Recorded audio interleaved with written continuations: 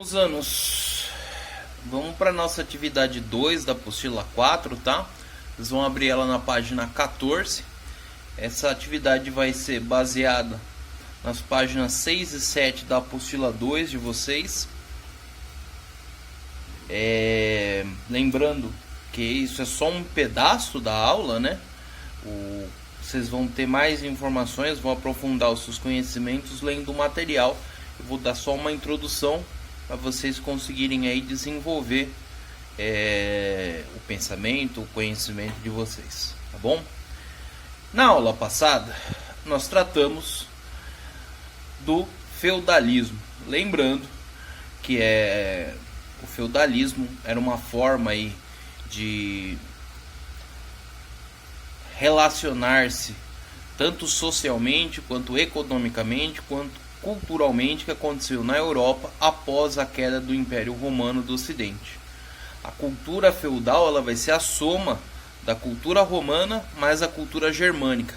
A invasão dos povos germânicos do território romano que vai criar esse ambiente, tá?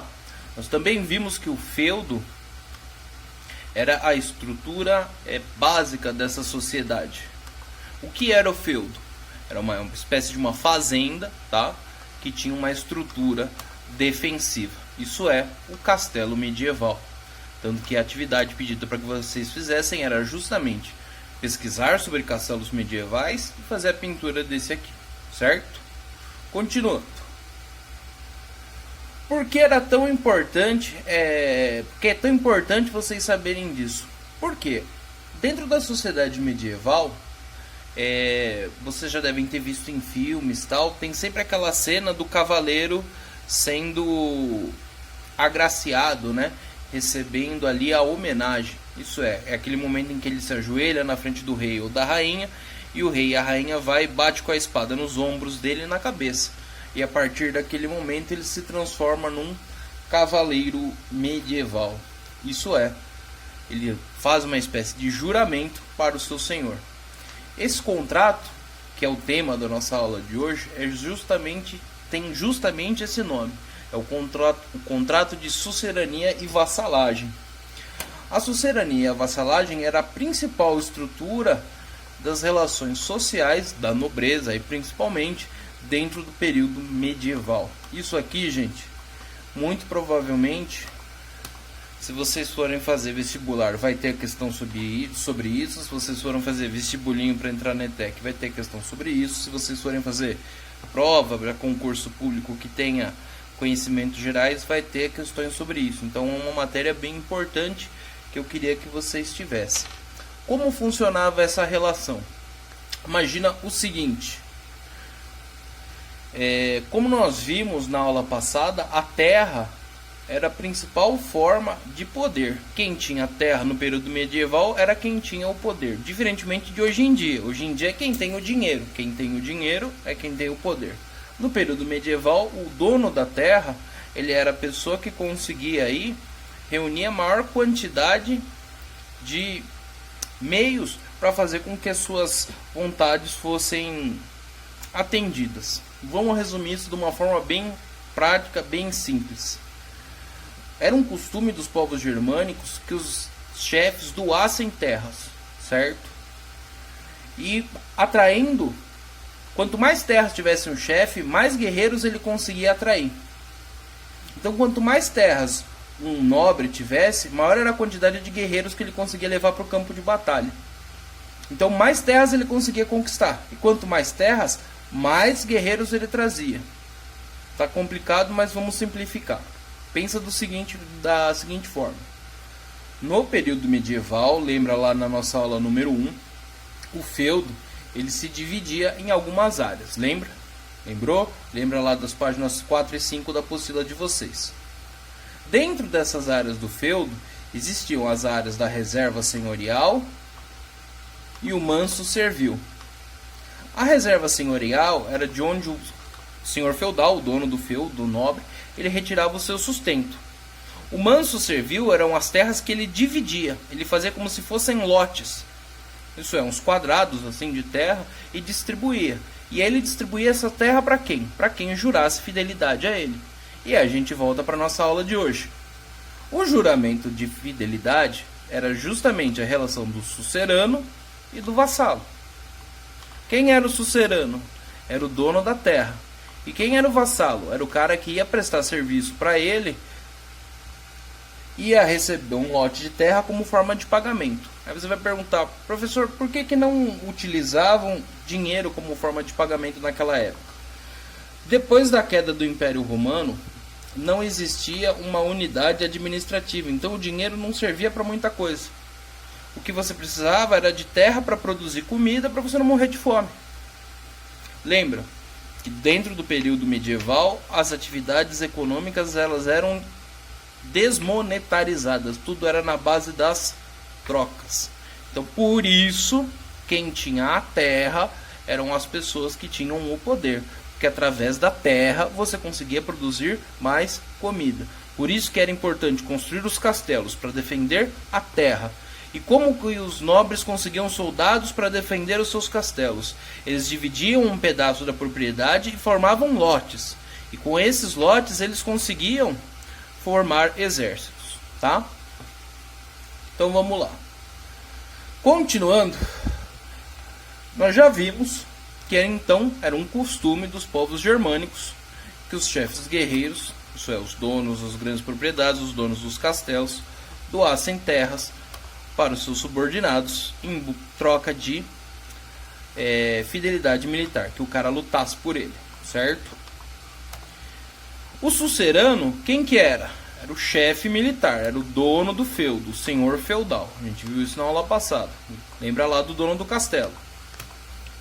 O que ele fazia? Ele doava terras, ele pegava um pedaço da terra dele e falava, olha, fulano de tal, eu vou te dar esse pedaço de terra, mas você, quando eu precisar, vai lutar do meu lado, certo? Então ele doava a terra em troca de fidelidade de um guerreiro. Esse trechinho aqui do texto de vocês. Conforme foi passando o tempo, o que os vassalos começaram a fazer? Eles próprios começaram a dividir os seus lotes e chamar mais guerreiros. Então é um processo que ele vai se expandindo, entendeu? Você tinha uma propriedade, um chefe militar vai e doa e divide ela para ir para 40 guerreiros. Esses 40 guerreiros dividem os seus lotes para mais 10 e aí formam um exército de 400. Deu para entender mais ou menos? Vai ter uma progressão aritmética. Bom, então vamos repetir. Contrato de sucerania e vassalagem, que é o tema da aula. O que era o contrato? Era a cerimônia, está aqui exposta nessa imagem. Você tinha a homenagem, o juramento e a investidura. Isso aqui é o isso que vocês não precisam decorar, só para vocês terem uma ideia de como rolava. O cara prometia que ia servir ao senhor feudal, ele fazia um juramento e ele recebia aí um título, tá? Vou dar um exemplo prático. Vamos supor que eu fosse um senhor feudal e aí eu precisava de guerreiros para defender o meu castelo. Aí eu ia pegar um pedaço das minhas terras e ia dividir ela em vários quadradinhos. Aí eu ia chegar pro Pedro e ia falar, Pedro, você quer lutar do meu lado, fazer parte do meu exército? Aí o Pedro estava lá, ele era um bom guerreiro, mas estava passando fome, precisava de algo para prover o seu sustento. Então o Pedro falava, olha professor, eu não queria muito, mas vou precisar, né? Aí eu chamava o Pedro, ele me prestava uma homenagem, fazia um juramento e por último eu transformava ele no meu cavaleiro. Isso queria dizer que eu ia dar um pedaço da minha terra para que o Pedro cuidasse. Mas só com o Pedro não dava para defender o castelo. Aí eu chamava o Bellini. O Bellini, vem aqui. Tá afim de me ajudar? Aí o Bellini, professor, mas eu tô de passagem, não sei o que. Eu falo, não, vai ser bom, vai ser legal, tô precisando aqui. O meu castelo é bem seguro. Eu construí torres, um fosso, tem jacaré no fosso, é muito difícil de invadir. Aí o Bellini aceitava. Aí ele me fazia uma homenagem, nós fazemos o juramento e a investidura, que era quando eu desse o terreno para o Bellini cuidar. E assim sucessivamente. Podia acontecer com o Rian, podia acontecer com o Yuri, podia acontecer com o Vanzelli e assim por diante. Professor, você só está falando o nome de menino. É de propósito, gente. Dentro da sociedade medieval, a posse da terra ela estava sempre ligada ao homem, ao guerreiro. Isso vem da cultura dos povos germânicos. Então, se um senhor feudal tivesse uma filha, a terra dele não passaria para a menina, passaria para o marido dela. Então era muito importante que os casamentos fossem bem arranjados, que os pais escolhessem bem os maridos das filhas, tá? Então sempre que você estiver pensando em passagem de propriedade no sentido da sociedade medieval, são sempre relações masculinas. A mulher ela não era vista da forma com que ela era vista hoje, com que ela é vista hoje, tá? Hoje em dia se fala muito de igualdade, da questão dos direitos iguais, tal. Naquele período as coisas não funcionavam dessa forma, tá? Cada um tinha o seu papel dentro da sociedade. A mulher tinha o papel de cuidar das crianças, prover a educação das crianças, principalmente, de produzir artigos, de artesanato dentro de casa, produção de comida e assim por diante. Cabia ao homem, se um nobre, a guerra, e se um servo, trabalha no campo, tá? Então os papéis eles eram bem distintos. Para a gente encerrar a nossa aula, tem aqui as atividades para vocês fazerem. Então vocês vão ler as páginas 6 e 7, que vão justamente aprofundar o que a gente está tratando, como eram feitas as cerimônias, o que as pessoas tinham que fazer e assim por diante. E vocês vão escrever o que vocês aprenderam com essa aula, certo? Vocês vão circular as palavras que vocês não sabem o significado e vão pesquisar no dicionário. Outra coisa é que vocês vão elaborar uma pesquisa usando tanto a internet quanto livros para pesquisar sobre os vikings. Aí, ó, tem até uma série na Netflix que fala sobre eles. Os vikings aí eram povos do norte da Europa, ficaram muito famosos durante a Alta Idade Média pelos seus ataques através dos mares. Eles eram guerreiros formidáveis. E aí vocês vão escrever quais eram suas principais características. Usa o YouTube, usa o Google, aí é liberado, vocês podem pesquisar da forma como que vocês acharem melhor. Por último, eu peço aí que vocês pintem esses desenhos aí que nos remetem ao período medieval. Pode ver, ó, que a maioria deles são guerreiros, tem até um dragão aqui, não que o dragão existisse naquela época, mas ele faz parte do imaginário. As pessoas naquela época acreditavam que os dragões eles eram reais, tá? Não só dragões, como fadas e outras coisas, tá bom? Então é isso nessa semana, uma boa semana para vocês, feliz Dia das Crianças. Qualquer dúvida podem mandar aí pelas redes sociais, tá bom? Um abraço, tchau, tchau.